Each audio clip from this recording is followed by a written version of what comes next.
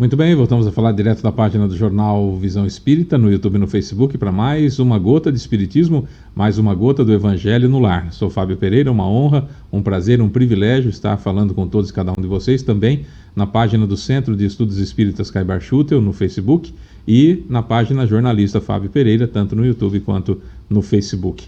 Evangelho no Lar, a visita de Jesus à nossa casa, literalmente falando. A gente faz o circuito completo, nós estamos estudando o livro Caminho, Verdade e Vida, de Emmanuel por Chico Xavier. Então a gente faz a oração inicial, na sequência a gente lê o livro Caminho, Verdade e Vida, de Emmanuel por Chico Xavier. Hoje caiu o capítulo 20, O Companheiro. A gente lê e explica, depois a gente vai para o Evangelho segundo o Espiritismo, o meu está aqui. Hoje caiu o capítulo 3, Há Muitas Moradas, e o item é Instruções dos Espíritos, Mundos Inferiores e Mundos Superiores. A gente vai falar sobre isso e explicar. No final, a oração final, com a finalização da fluidificação da água. É muito importante, a gente grava o nosso Evangelho, para que você que é o único espírita da casa, ou você que mora sozinho, ou você que tenha dificuldade para ler em voz alta o Evangelho, fazer uma oração, enfim, em voz alta, você pode fazer como muitas famílias fazem, reúnem-se no dia e hora aprazados, marcados, e coloca no YouTube, na televisão, e assiste, né, o Evangelho conosco, colocando a água aí para fluidificar, tudo certinho. É muito bacana, é muito interessante que você faça. Se você puder curtir, né, dá o joinha, curtir, dá o like. Cada like, cada curtida, o YouTube e o Facebook recomendam esse vídeo para outras 4 pessoas. Significa que você clicar em curtir, clicar no joinha, clicar no like, né, que é a mesma coisa, você está ajudando a divulgar a doutrina espírita, porque a gente não ganha nada com o vídeo. Então o objetivo não é engajamento para que a gente ganhe dinheiro, é engajamento para que o Facebook e o YouTube recomendem esse vídeo para outras pessoas e de repente chegue nas mãos de quem está querendo fazer o Evangelho, mas não sabe como, né, fazer o Evangelho no lar, tá bom? É isso. Vamos lá. Comecemos então com a nossa oração inicial, elevando o pensamento até Jesus. O que é isso? É pensar no rosto de Jesus como a gente imagina que ele seja, tá bom? Então vamos lá. Senhor Jesus, querido mestre e amigo, Deus Pai Todo-Poderoso, benfeitores espirituais, amigos mentores que nos acompanham, seu Calixto, Dona Zélia, seu João Leão Pita, seu Joaquim, seu Romeu, seu Alexandre, o Dr. Agripino, seu Otávio, meu guia espiritual, cumprimentando o seu Otávio, já cumprimenta todos os demais guias espirituais presentes, seu Caibar Schutel, sua equipe de Alvorada Nova, seu Bezerra de Menezes, seu Allan Kardec e seu Agostinho. Elevamos o nosso pensamento até o Senhor, mestre querido, evocando esses nossos irmãos e invocando o Senhor para que a gente possa elevar não só o pensamento, mas consequentemente elevar a nossa vibração para que tenhamos o melhor Evangelho possível, já agradecendo pela sua presença em nossa casa. No quesito agradecimentos, gostaríamos de agradecer como a gente sempre faz, e o senhor sabe muito bem disso, agradecer por tudo de bom que nos aconteceu na última semana, agradecer por tudo de ruim que não nos aconteceu na última semana, e claro, agradecer também por tudo de ruim que nos aconteceu, porque é aquela coisa de já foi, não devo mais, já são águas passadas, já está no passado como uma lembrança importante, mas não como um entrave para a minha evolução. E dessa forma, então, mestre, nosso muito obrigado, de verdade, sincero, por tudo de ruim também que nos aconteceu na última semana. No quesito pedidos, mestre, nós gostaríamos de pedir que o senhor não olhe as nossas imperfeições, pelo menos não por essa gravação, por esse instante do nosso Evangelho no Lar, mas que o senhor olhasse a fé que temos no coração, o desejo de fazer o certo em vez do fácil, o desejo de servir, o desejo de ser útil, o desejo de fazer o bem. Que o senhor nos ajude, por favor, nesse quesito também, né? De melhorarmos e fazendo a vista grossa aí para as nossas imperfeições, o senhor possa nos ajudar com inspiração para que possamos, da melhor forma possível, trazer as informações que o senhor trouxe já há 2000 anos, quando o senhor mesmo veio, agora na sua volta há mais de 150 anos com o Espiritismo, né, quando o senhor veio sob o nome de Espírito de Verdade, e que a gente ainda está patinando para entender. Então, se o senhor puder nos ajudar mais um pouquinho, aquele acréscimozinho de misericórdia que a gente pede toda semana para o senhor puder, ajuda bastante. Sendo assim, então, mestre, somos mais de 2 reunidos em teu nome, então sabemos que o Senhor está com a gente. E já agradecemos por isso também. E sabedores dessa sua presença em meio a nós, damos por iniciado o nosso Evangelho no lar, e que assim seja. Bom, vamos lá. O livro Caminho, Verdade e Vida de Emmanuel por Chico Xavier sempre tem um trecho do Novo Testamento e depois Emmanuel discorre sobre o assunto. E o item número 20, O Companheiro, tem um trecho do capítulo 18, versículo 33 de Mateus, que diz o seguinte: Não devias tu igualmente ter compaixão do teu companheiro, como eu também tive misericórdia de ti? Olha, esse capítulo todo aqui aconteceu por volta do ano 30, né, que é a última passagem de Jesus pela Galileia. Provavelmente aconteceu lá em Cafarnaum, né, na região dali da casa do Pedro. E diz respeito essa passagem à parábola do credor incompassivo, ou parábola do servo impiedoso. É aquela situação em que o sujeito ele é pego pelo senhor, né, pelo seu senhor, porque ele devia 10 talentos, que era uma soma impagável.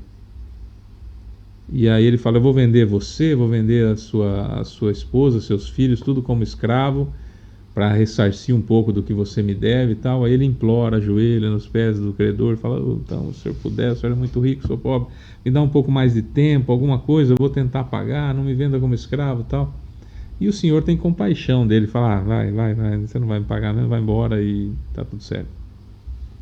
Ele então sai dali e encontra alguém que devia para ele 100 denários, que é como se fosse 10 milhões de dólares, e o outro estava devendo para ele 100 reais.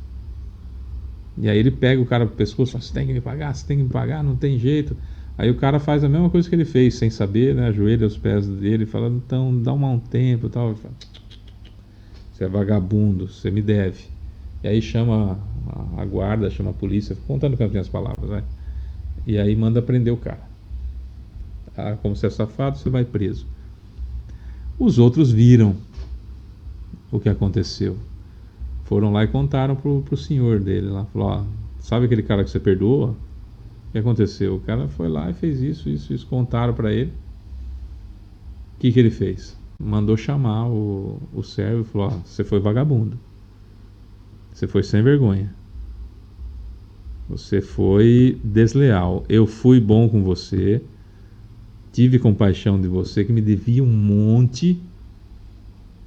E aí agora, do nada, você vai lá e não tem a mesma compaixão que eu tive. Aí vem a frase do versículo 33. Não devias tu igualmente ter compaixão do teu companheiro, como eu também tive misericórdia de ti? Só que na sequência, no versículo seguinte, que não está aí, Jesus continua, né? Indignado, seu senhor o entregou aos verdugos até que pagasse tudo o que devia. Assim vos fará também, de Jesus, assim vos fará também meu Pai Celestial, se do íntimo não perdoardes cada um a seu irmão. Uma advertência extremamente importante que Jesus faz, colocando ali que a gente tem que, se a gente quer pedir perdão a Deus, que pelo menos a gente perdoe as pessoas que estão convivendo com a gente, porque afinal de contas, quem que pode falar assim: não, eu não vou perdoar porque eu tô de boa, Deus não precisa me perdoar de absolutamente nada porque eu sou perfeito? Aí é complicado. Porque o perfeito mesmo, quando estava na cruz, e nós colocamos ele lá, que é Jesus, ele fala: Pai, perdoa-os porque eles não sabem o que fazem. Ele nem se sentiu ofendido, ele pediu para Deus perdoar aquela bobagem que a gente estava fazendo lá. Né? Então, o ponto aqui para a gente entender é: tudo começou, né? Jesus contando essa parábola, começou porque Pedro chegou para ele e falou assim: quantas vezes eu devo perdoar meu irmão quando ele pega contra mim? até 7 vezes, Jesus fala, não, até 70 vezes 7.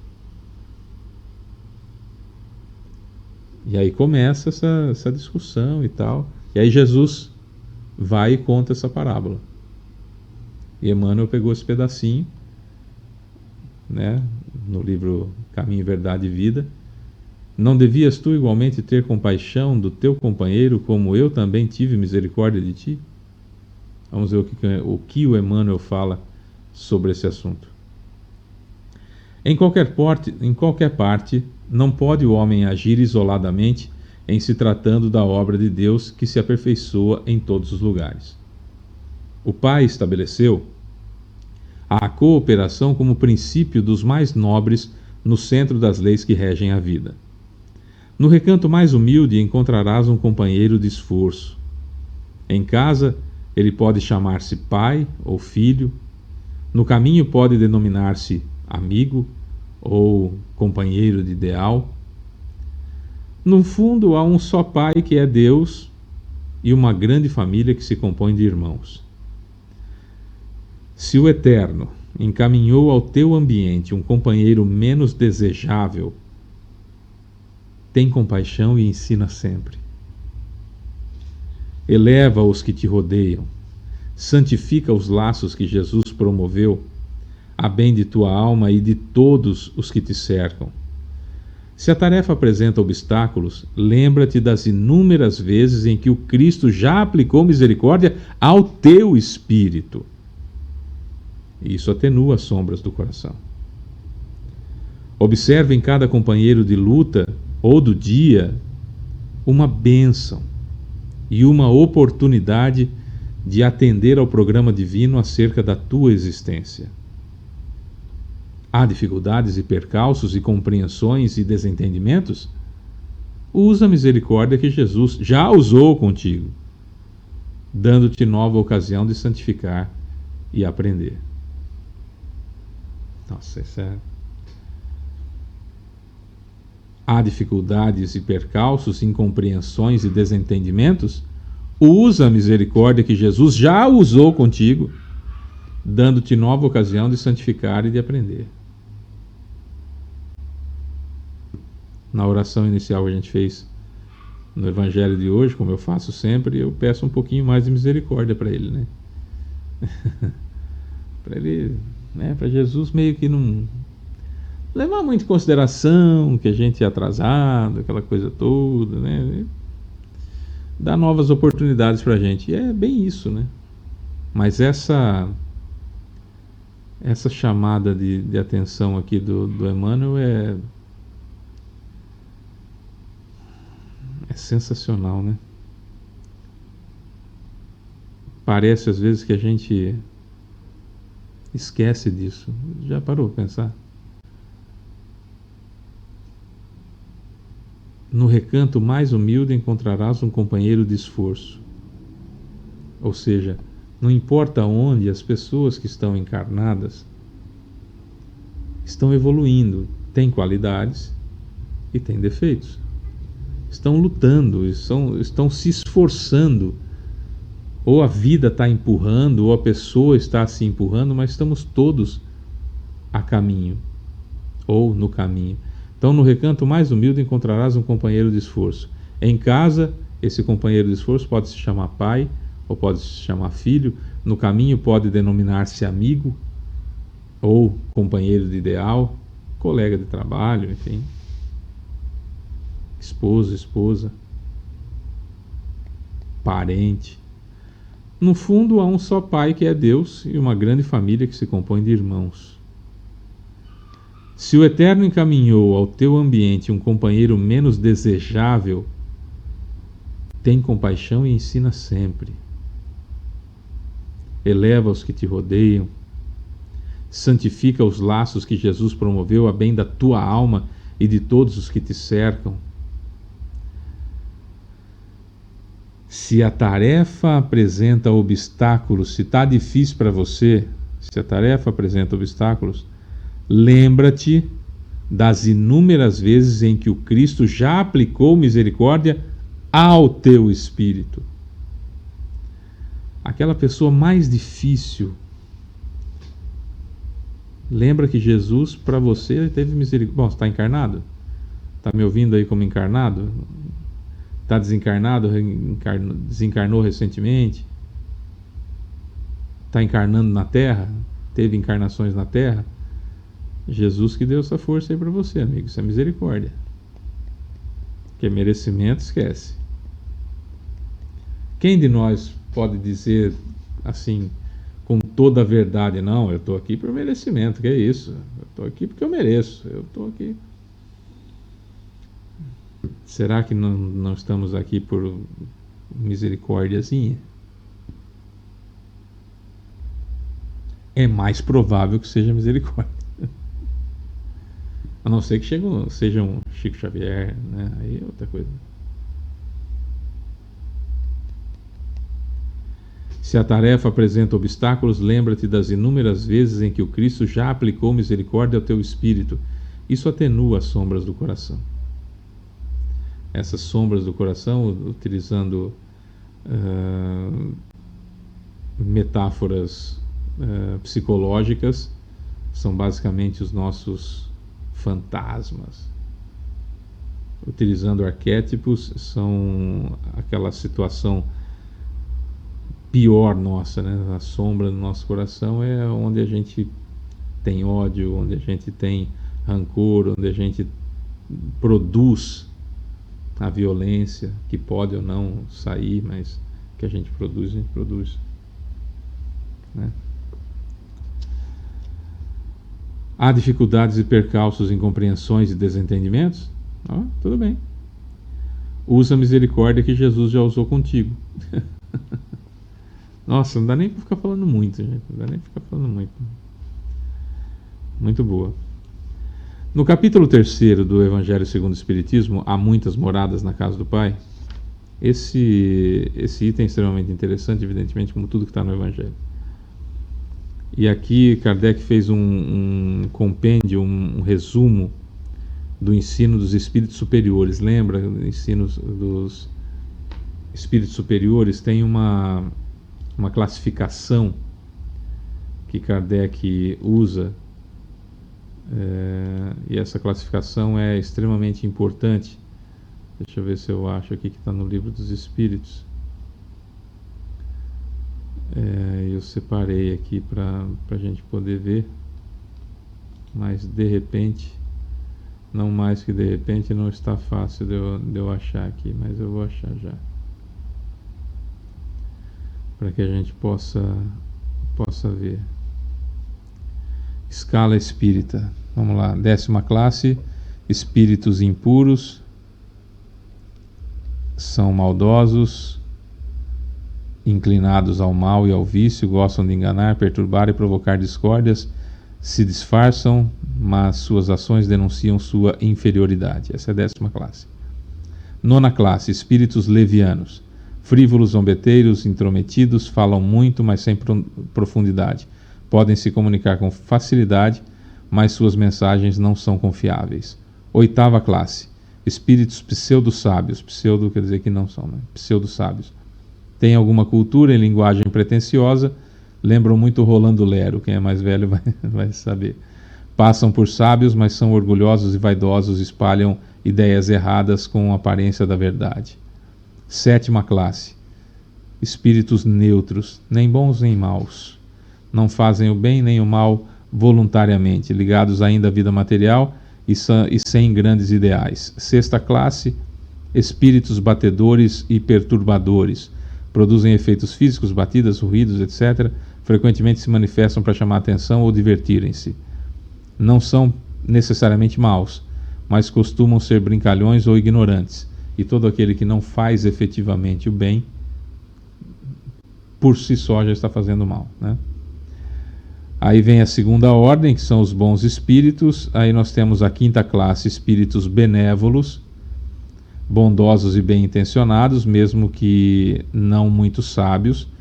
Interessam-se em ajudar, consolar e orientar com afeto. Valorizam a moral mais do que o intelecto. 4ª classe, espíritos sábios. Conhecem profundamente a ciência e as leis divinas, pensamentos elevados, mas não necessariamente muito afetuosos, ligados ao progresso intelectual da humanidade. Terceira classe, espíritos prudentes. Possuem grandes qualidades morais e intelectuais, são conselheiros sábios, equilibrados e justos, unem conhecimento com bondade e ponderação. Aí nós temos a segunda classe, espíritos superiores, que são esses que o Kardec fez um resumo aqui na instrução dos espíritos acerca de há muitas moradas na casa do Pai. Então vai lá, segunda classe, espíritos superiores, quase perfeitos, muito próximos da perfeição, mas ainda com pequenos traços de imperfeição, são missionários da verdade, da ciência e do amor, exemplos vivos de virtude. Então, e claro, primeira classe, espíritos puros, e aí a gente só conhece Jesus, né? No caso, então, essas instruções dos espíritos aqui, mundos inferiores e mundos superiores, são resumos do ensino de todos os espíritos superiores, aqueles quase perfeitos, tá? Então vamos lá, mundos inferiores e mundos superiores. A qualificação de mundos inferiores e mundos superiores nada tem de absoluta, é claro, é antes muito relativa. Tal mundo é inferior ou superior com referência aos que lhe estão acima ou abaixo na escala progressiva. Tomada a Terra por termo de comparação, pode-se fazer ideia do estado de um mundo inferior, supondo seus habitantes na condição das raças selvagens ou das nações bárbaras que ainda entre nós se encontram, restos do estado primitivo do nosso orbe. Nos mais atrasados, são de certo modo rudimentares os seres que os habitam, nos mundos mais atrasados. Revestem a forma humana, mas sem nenhuma beleza. Seus instintos não têm a abrandá-los qualquer sentimento de delicadeza ou de benevolência, nem as noções do justo e do injusto. A força bruta é entre eles a única lei. Carentes de indústrias e de invenções, passam a vida na conquista de alimentos. Deus, entretanto, a nenhuma de suas criaturas abandona. No fundo das trevas da inteligência jaz, vive, latente, a vaga intuição mais desenvolvida ou menos desenvolvida de um ente supremo. Todas as civilizações sempre tiveram a ideia de um Deus, seja ele o nome que se tenha dado. Esse instinto basta para torná-los superiores uns aos outros e para lhes preparar a ascensão a uma vida mais completa, porquanto eles não são seres degradados, mas crianças que estão a crescer. Entre os degraus inferiores e os mais elevados, inúmeros outros há, e difícil é reconhecer-se nos espíritos puros, desmaterializados e resplandecentes de glória, os que foram esses seres primitivos, do mesmo modo que no homem adulto se custa reconhecer o embrião.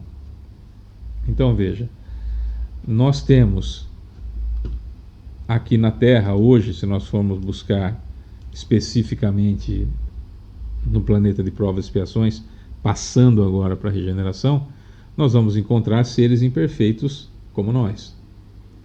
Nessa escala espírita que eu li agora há pouco, nós durante o dia, nós passamos por várias delas.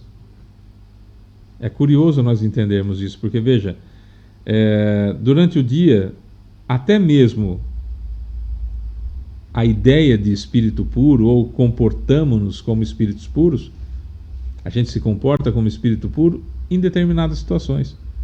Vamos pegar num dia, vamos pegar num mês. Hoje é dia 23 de julho de 2025. Nesses 23 dias de julho, muito provavelmente nós tivemos atitudes de espírito puro, muito provavelmente nós tivemos atitudes de espíritos superiores, atitudes ou pensamentos, nós tivemos atitudes ou pensamentos de espíritos imprudentes, espíritos prudentes, que é da terceira classe, de espíritos sábios, muito provavelmente nós agimos com sabedoria, nós fomos espíritos batedores e perturbadores, que é da sexta classe, mas antes tem a quinta classe, que são espíritos benévolos. Muito provavelmente você, eu, qualquer um de nós, agimos como espíritos benévolos. Você e eu, provavelmente, muitos de nós agimos como espíritos da sexta classe, espíritos batedores e perturbadores, que produzem ruídos e frequentemente se manifestam para chamar atenção ou divertir-se. Desagradável, talvez. Na sétima classe, muitos de nós, nesses 23 dias, provavelmente nos comportamos como espíritos neutros. Nem bem nem mal. Isso é mal, isso é ruim, a gente sabe. Mas estamos só na classificação aqui, né? Não fez nem o bem nem o mal. Aliás, pode ser até que na maioria dos dias. Na oitava classe, espíritos pseudo-sábios. Quantos de nós não arrotamos sabedoria que lemos no WhatsApp sem verificar, por exemplo, a fonte? Recebemos a informação, é do time que eu torço, seja ele time de futebol, seja time político, é do time que eu torço, então é verdade absoluta, já passo para frente. E aí dou uma de pseudo-sábio. Tem alguma cultura, mas tem linguagem pretensiosa, passam por sábios, mas são orgulhosos e vaidosos, espalham ideias erradas com a aparência da verdade. Quantos de nós não agimos nesses 23 dias do mês de julho de 2025 como espíritos pseudo-sábios, passando adiante informação que a gente não tem certeza se está certo ou não? Nona classe, espíritos levianos. Muitos de nós também fomos, nesses 23 dias, espíritos levianos. Fomos frívolos, zombeteiros, intrometidos, falamos muito, mas sem profundidade, mensagens que a gente passou não confiável. Aí, para a gente atenuar a consciência, a gente falou assim: estou vendendo o peixe que eu comprei. E muitos de nós nos comportamos também como espíritos impuros, maldosos, inclinados ao mal e ao vício.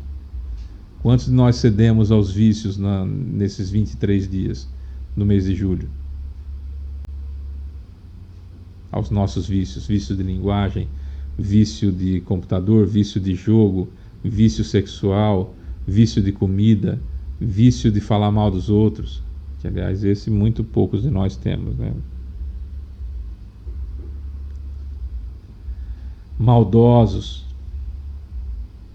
Quantos nós já enganamos nesses 23 dias? Quanto nós já perturbamos a vida das pessoas? Quanta discórdia a gente causou pela fofoca que a gente fez?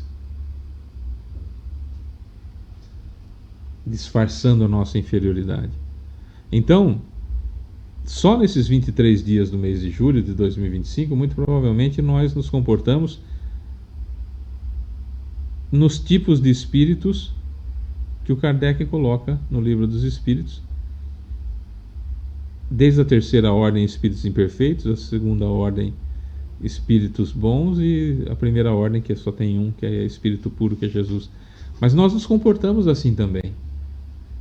Nós temos rompantes disso, ou seja, nós temos dentro de nós um aprendizado muito grande desde que a Terra era mundo primitivo, todo o trajeto da Terra passando por provas e expiações, que nós fomos desencarnando e aprendendo com novas oportunidades para fazermos coisas que nunca fizemos, que são as provas, que são alguns tipos de provas, sendo exposto novamente àquela mesma situação após ter errado, para ver se não erra de novo, mas para que isso acontecesse, passamos pelo arrependimento, passamos pelas expiações, e precisamos passar pela reparação de cada mal que cometemos.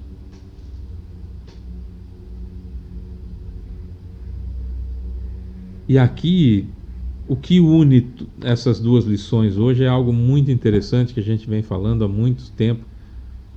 Se você vir todos os vídeos que nós temos do Evangelho segundo o Espiritismo, do Evangelho no Lar, com base no Evangelho segundo o Espiritismo, você vai encontrar citações como essa que eu vou fazer agora em praticamente todos os vídeos. Em praticamente todos os vídeos. Nós temos potencial muito, muito grande para evoluir. Nós temos um potencial muito grande para evoluir. Precisa ter vontade. Precisa ter disciplina. Reconhece-se o verdadeiro espírita por sua transformação moral e pelos esforços que faz para domar suas más inclinações. Reconhece-se o verdadeiro espírita por sua transformação moral. E eu acrescento: descobriu o que é errado, para de fazer. Vai ser fácil? Não. Vai ser dificílimo. Mas é possível. É possível. Reconhece-se o verdadeiro espírita por sua transformação moral e pelos esforços que faz para domar suas más inclinações. A luta diária, porque você descobriu que é errado. E não dá para parar de fazer de uma hora para outra. Aí há uma diferença bacana. Ah, eu sei que não dá para mudar, então vou continuar do jeito que está? Vagabundo. E sua consciência vai te acusar de uma forma grave que você não vai conseguir fugir dela. Certo? Senhor, eu tentei de novo, mas não consegui. Mas tentou? Esse é o espírita. E o ponto aqui é: por que é que eu estou, que é o que eu sempre falo, por que é que eu estou preso ainda no mundo de provas e expiações e correndo o risco de ser exilado para um mundo mais atrasado? Por que é que eu demorei tanto para evoluir, que a Terra já está passando para a regeneração e eu ainda estou aqui? Por que que eu não estou em um mundo mais avançado? Por que que eu não estou numa colônia espiritual esperando só a Terra passar para a regeneração para poder encarnar? Por que um negócio chamado arrependimento, que vem acompanhado de um negócio chamado auto-perdão, demorou muito para acontecer dentro de cada equívoco que a gente cometeu? Se você quer descobrir por que é que você está tão atrasado, por que é que está difícil evoluir, a resposta é relativamente simples. Lembra dos dedinhos? Que eu sempre falo? Erro, arrependimento, expiação, prova e reparação, conserto. Qual é o problema? Depois que acontece o erro, esse sujeito aqui, ó, que é o arrependimento, ele demora para acontecer. Porque eu fico preso no erro aqui, achando que qualquer um no meu lugar faria a mesma coisa. Ah, mas também, né? Ah, mas você tem que ver, né? Oh, também, veja. E aquele monte de desculpas que a gente dá, cada um de vocês sabe exatamente as desculpas que muitas pessoas dão. Nós não, porque nós não somos assim. Não é? Mas nós sabemos quais são as desculpas. Porque muitas delas nós damos também. E aí não vem o arrependimento. Não vem o arrependimento. E a gente fica preso no erro e não evolui. Aí acontece o quê? A gente fica preso ao primitivismo, tendo sensações nobilíssimas de espíritos da segunda ordem e até da primeira ordem, e de repente, do nada, estamos tendo atitudes de espíritos da terceira ordem, a 10ª classe, 9ª, 8ª, 7ª. Às vezes no mesmo dia, às vezes em questão de minutos, a gente muda de uma nobreza extraordinária para uma leviandade acachapante. Percebe? Então, os traços que nos prendem, as características que nos prendem, os laços que nos prendem a um mundo de provas e expiações, dizem respeito única e exclusivamente à minha dificuldade de perdoar. De perdoar os outros e principalmente de perdoar a mim mesmo. O auto-perdão. E a grande quantidade de pessoas que ainda, essa grande quantidade está vinculada a mundo de provas e expiações, tem a mesma dificuldade que nós temos, do auto-perdão e do perdão ao semelhante. Porque ainda a gente entende que o perdão é para o outro. E como é para o outro, nós, como ofendidos, magoadinhos que estamos, não somos capazes de presentear o outro com o perdão. E é um equívoco tolo, infantil, porque o perdão é para mim. Eu me desvinculo da pessoa. Eu me desvinculo da pessoa. A pessoa acaba perdendo o poder que ela tem sobre mim.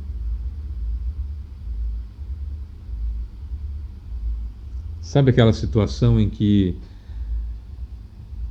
você está no emprego, no subemprego, ganha mal pra caramba, o que você ganha não dá, você está sempre endividado com cartão de crédito ou com qualquer outra coisa, está sempre difícil, você é maltratado no seu emprego.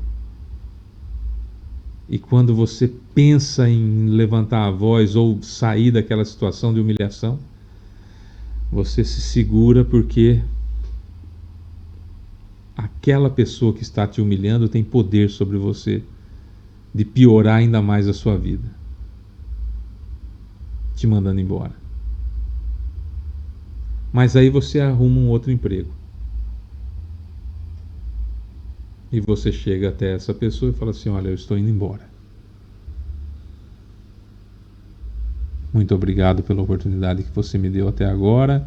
Bem ou mal paguei minhas contas, porque nós somos espíritas, né? Então nós somos coerentes.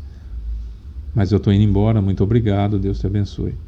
Não, mas você tem que ficar aqui até eu arrumar outra pessoa. Cadê o poder que esse chefe tinha sobre você? Acabou no momento em que você estava livre e com outro emprego arrumado. E você vai olhar para ele e falar assim: não, eu não tenho que ficar. Sinto muito. Vida que segue. Fica com Deus, segue sua vida, eu vou seguir a minha. Essa perda de poder da outra pessoa em cima da gente diz respeito a competência, diz respeito a respaldo. Se você tem um outro emprego, você tem respaldo. Se você é jovem e tem seus pais que bancam você, você pode perder o emprego que você não vai passar fome. Então o chefe também não tem poder sobre você. Quando ele levanta a voz e fala tchau. Mas se você está preso àquela situação, ele tem poder sobre você. Por que eu estou dizendo isso? O perdão é exatamente isso. A ofensa, a dissensão, o problema, quando nós temos o problema com alguém, eu estou dando poder para outra pessoa sobre mim. Porque eu fico nervoso quando eu penso nela. Eu atraso a minha evolução porque eu dou importância porque ela pensa ou não. O perdão me liberta dessa pessoa. Ela não tem mais poder sobre mim. O perdão é o emprego que eu arrumei, melhor, muito mais bem remunerado.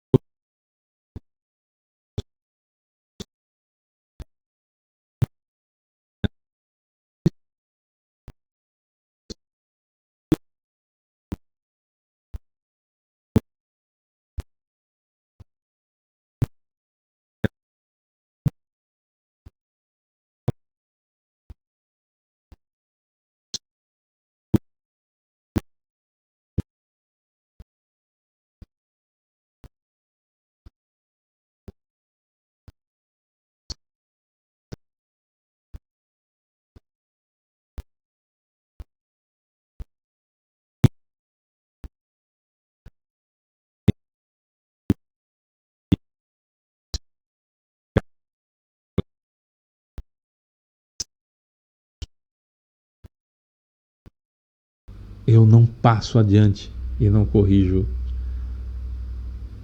o mal que eu causei. E aí a terra, em provas e expiações, porque eu não consigo sair disso. E aí a terra passa para a regeneração, eu ainda estou preso em provas e expiações, eu terei que ser deportado, exilado para um planeta que esteja, nem que seja começando em provas e expiações, mas que seja de provas e expiações para me abrigar lá. E o que deporta a gente é falta de perdão, é falta de arrependimento. Jesus pega o evangelho, qualquer evangelho que você quiser, qualquer um dos 4 canônicos que estão na Bíblia, pega qualquer um deles e leia. O que você vai encontrar do termo arrependa-se é um negócio gigantesco. Não precisa confiar no que eu estou falando, não. Vai lá e pesquisa. O que você vai encontrar de arrependa-se, Jesus falando isso, arrependa-se enquanto é tempo, arrependa-se disso, busque o arrependimento, se arrependa.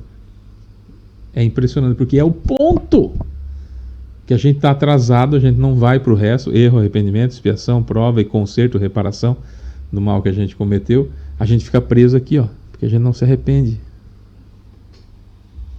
E aí o planeta vai evoluindo, vai virar provas e expiações, vai virar regeneração, e eu ainda estarei apenas em condições de habitar planetas de provas e expiações, onde o sofrimento é maior, onde a quantidade de gente ruim é maior. São escolhas. São escolhas. São escolhas. Tenhamos misericórdia para com os outros como Jesus teve conosco. Tomara que consigamos dar outras chances para as pessoas, como nós recebemos novas chances para reencarnar, para aprender. Não é? Não significa estender benevolentemente o pescoço ao inimigo. Significa nos libertarmos do outro ou de nós mesmos. É isso. Vamos elevar o pensamento mais uma vez para a finalização da fluidificação da água, e durante a oração a gente então dá aquela pausa para que cada um de nós possa fazer o seu pedido individual. Bom? Então vamos lá. Senhor Jesus, querido Mestre e amigo, Deus Pai Todo-Poderoso, benfeitores espirituais, citados e não citados, guias espirituais citados e não citados, seu Caibar Schutter, sua equipe de Alvorada Nova, seu Bezerra de Menezes, seu Allan Kardec, seu Agostinho, nosso muito obrigado a todos e a cada um de vocês pela oportunidade, pela presença, pelo aprendizado, mas principalmente pelo carinho e por não desistir da gente, né? No quesito pedidos ainda, mestre, gostaríamos de solicitar a sua ajuda para a finalização da fluidificação da água, e agora cada um de nós faz o seu pedido.